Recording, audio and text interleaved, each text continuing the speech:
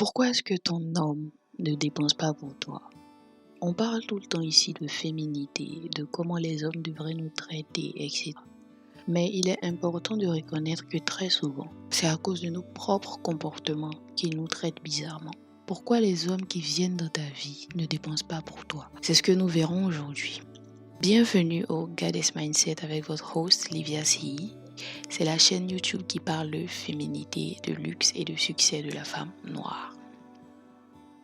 N'oubliez pas de vous abonner, de liker, d'activer votre petite cloche de notification afin de recevoir les prochains podcasts. C'est parti. Pourquoi est-ce que ton homme ne dépense pas sur toi? Première des choses, tu ne lui montres pas sa place ou tu ne lui as pas montré sa place depuis le début. On a tendance à vouloir impressionner les hommes qui viennent dans nos vies. Pourtant, ça devrait être le contraire. Je ne comprends pas pourquoi de nos jours, lorsqu'un homme drague une femme, c'est cette femme qui veut montrer les diplômes qu'elle a, le business qu'elle a, etc. Calme-toi. C'est à lui de t'impressionner et pas le contraire. C'est bien d'avoir un business, c'est bien d'avoir des projets, surtout s'il te pose des questions dans ce sens. On va dire que c'est la conversation, ça va dans le sens, c'est normal que tu répondes à ces questions, c'est juste, c'est la conversation, c'est tout, c'est le date. Mais le fait de vouloir l'impressionner ou en parler comme si c'est cela qui allait faire qu'il allait plus t'aimer ou plus te respecter et toutes ces choses. Je le dis toujours ici dans mes podcasts et sur Instagram et lorsqu'on discute que ce genre de choses ne compte pas pour les hommes. Soit ils t'aiment, soit ils ne t'aiment pas. Après, si un homme vient dans ta vie et qu'il est intéressé par tes diplômes parce que tu gagnes par ton argent, ça sera pas facile pour toi. Après, ça dépend de ce que tu veux en tant que femme, mais ça sera compliqué quand même. Et j'explique cela en profondeur dans le podcast Être forte et indépendante est une arnaque. Vous pouvez aller écouter. Mais c'est justement ce que je disais. Donc, il faut faire attention en fait. Si tu veux lui parler de ton business par exemple, dis-lui que j'ai un business que je voudrais agrandir bientôt. Déjà, par exemple, tu lui mets dans la tête qu'il devra t'aider à faire un truc. Si tu continues tes études, tu lui dis que tu voudrais aller dans telle école, tu voudrais participer à tel concours qui est actuellement hors parce que tu n'as pas les moyens, mets-le sur la voie en fait. Il faut dès le départ commencer à parler de tes projets, à ce qui t'anime, à ce que tu veux faire, à ce que tu espères faire bientôt. Et même si tu n'as rien à lui demander parce que tu as déjà tout, laisse-le guider. Laisse-le organiser les rendez-vous, venir te chercher, venir te raccompagner, réserver le restaurant. Laisse-le comprendre que cette relation représentera des responsabilités qu'il devra tenir en fait. Il faut que vous les mettiez dans le bain depuis le début.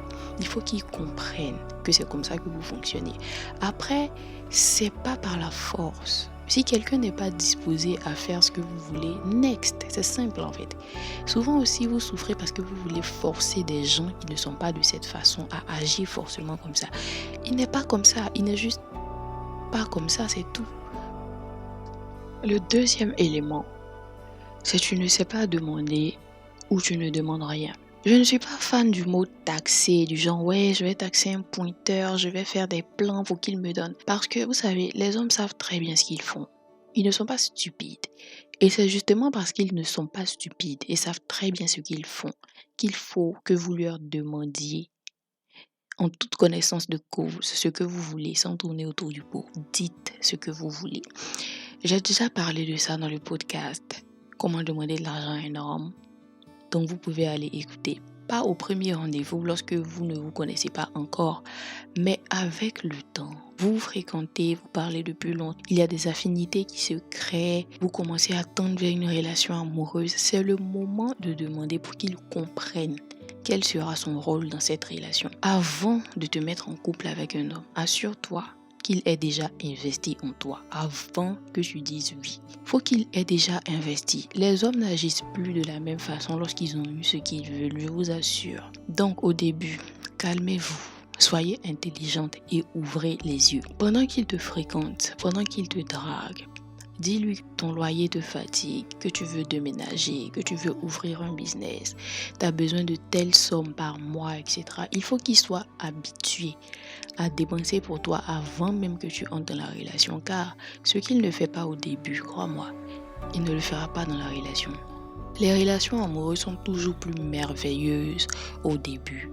Si tu n'arrives pas à fixer tes standards, à lui inculquer ton mode de vie et ce que tu veux au début, c'est pas quand l'excitation des premiers instants va descendre qu'il va le faire, je t'assure. Il t'aura déjà vu nu. C'est quand il y a encore le mystère qu'il faut agir. Mesdames, restez concentrés et surtout, fermez vos jambes tant que vous n'êtes pas en couple. Tant qu'il ne t'a pas demandé d'être sa petite amie et qu'il n'agit pas de la sorte de façon constante, ferme tes jambes et observe. Le pire qui puisse arriver, c'est qu'il disparaisse. Si cela arrive, Dieu merci et bon débarras, mais au moins tu n'auras rien perdu, tu n'auras rien risqué. Aujourd'hui, les femmes se retrouvent dans des situations problématiques car elles ont une facilité déconcertante à ouvrir leurs jambes.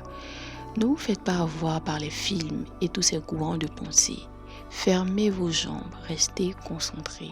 Vous vous retrouvez dans les problèmes parce qu'une fois qu'une femme a des relations sexuelles, elle baisse la garde. C'est fini.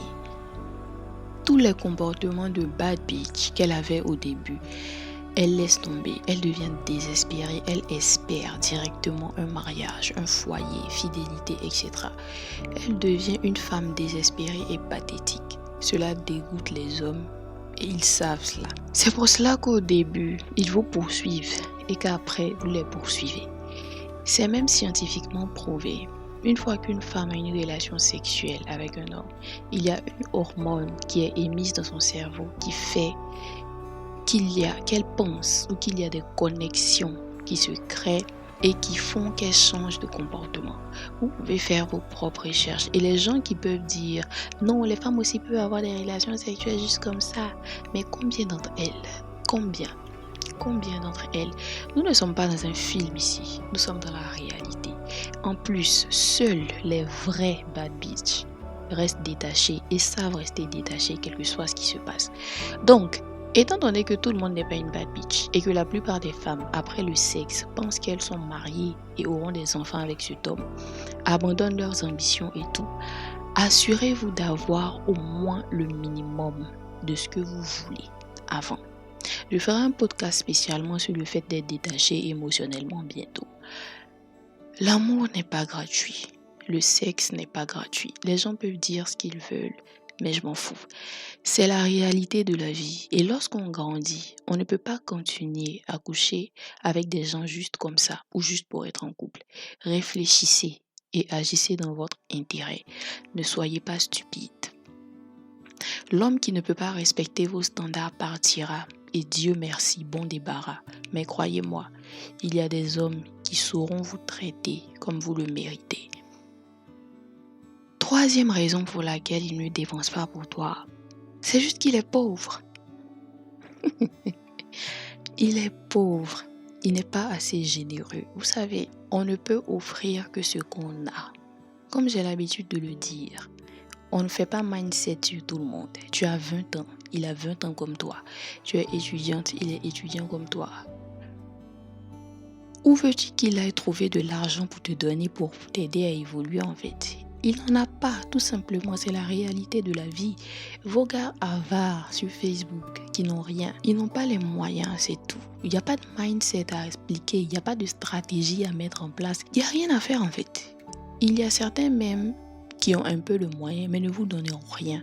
Parce que c'est pas dans leur nature d'être généreux. Ils ne sont pas généreux tout simplement. Quelles que soient les stratégies que vous mettrez en place, ils ne vous donneront rien. Regardez la réalité en face. Soyez réaliste. Il y a une seule chose à faire. C'est de jeter ce gars et aller vers ceux qui savent et qui ont les moyens de s'occuper d'une femme.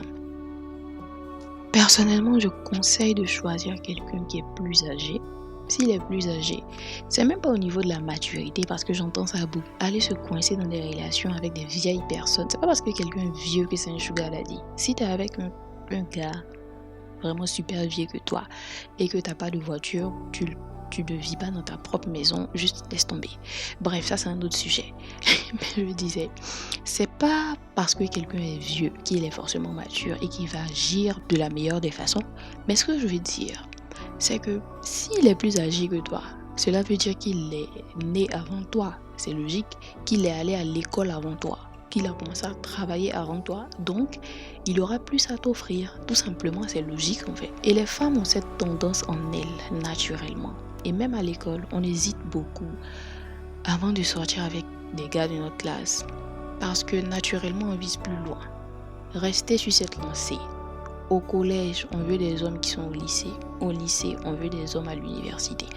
Donc, maintenant que vous êtes une jeune femme dans la vie active, continuez de viser plus haut.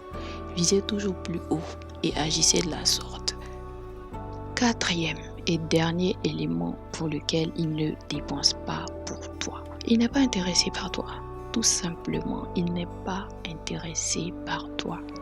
Lorsqu'un homme est vraiment intéressé par toi, tu n'as même pas besoin de mettre en place des stratégies.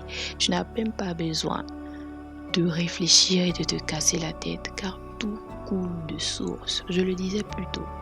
Les hommes ne sont pas bêtes. Le monde ne vient pas d'être créé. Ils ont déjà tout vu et connu toutes les stratégies qui puissent exister. Ils dépensent juste pour celles qu'ils aiment le plus. Il n'y a rien de nouveau sous le soleil. Donc lorsqu'ils hésitent, fais semblant de ne pas comprendre tes besoins, tes demandes, bloque-le et avance. Il n'est juste pas intéressé. Un homme qui t'aime voudra te mettre à l'abri, régler tes problèmes pour que tu aies le cœur et la tête en paix pour la relation. Celui qui veut juste être entre tes jambes sans s'occuper de tes préoccupations n'est pas le bon. Et n'entrez pas dans ce jeu de peut-être qu'il veut me tester, peut-être que je dois lui prouver que... Il n'y a rien à prouver. Il est venu vers toi. C'est lui qui doit te prouver des choses. Il veut te tester. Il ne sait pas encore s'il est encore prêt pour une relation, mais il veut dormir avec toi. Big lol. Lol. Cette année, soyez intelligente. Votre vie n'est pas un jeu.